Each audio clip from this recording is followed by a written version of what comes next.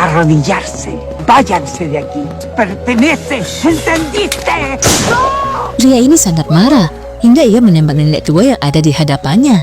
Tentu cucu nenek ini sangat marah melihat neneknya tewas ditembak. Namun saat ia hendak mendekati pria menembak neneknya, anak buah pria itu menghalanginya hingga ia pingsan.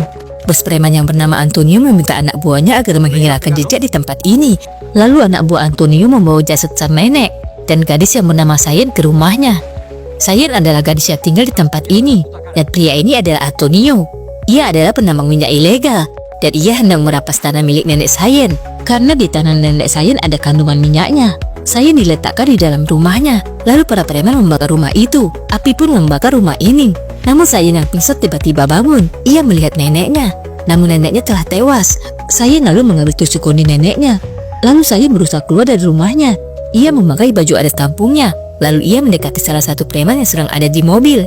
Sayen memukul anak buah preman sampai pingsan. Lalu Sayen mengambil korek api pria itu. Sayen memasukkan kain ke tangki minyak mobil milik preman. Dan setelah itu ia menyalakan korek api. Tak lama berselang ledakan pun terjadi.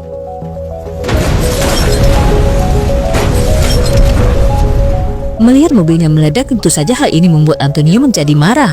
Ia meminta anak buahnya untuk menyiapkan peralatan dan segera mengejar Sayen.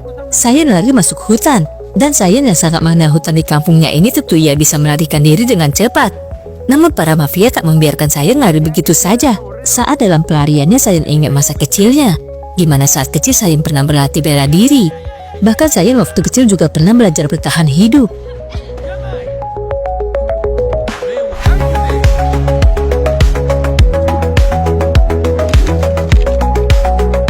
Sayen terus berlari. Ia menuju ke sungai, dan ia sangat sakit hati pada Antonio karena telah menghabisi neneknya. Karena dendam, Sayen tak benar-benar pergi. Ia diam-diam mendatangi anak buah Antonio. Antonio sangat khawatir kalau Sayen tak bisa ditangkap. Ternyata pembicaraan Antonio ini didengar oleh Sayen, dan saat pagi anak buah Antonio yang sedang pipis dihajar oleh Sayen. Dengan tusuk kondisi neneknya, Sayen menghabisi anak buah Antonio. Mendengar jeritan temannya, anak buah Antonio langsung mencari temannya, hingga mereka pun menembak Sayen.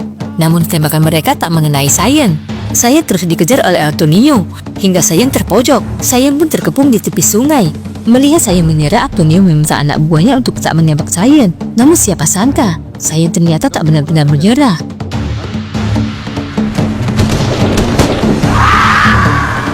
Ia membalikan badannya dan melompat ke sungai. Sayen pun menghilang di derasnya aliran sungai. Lanjut part 3 ya guys.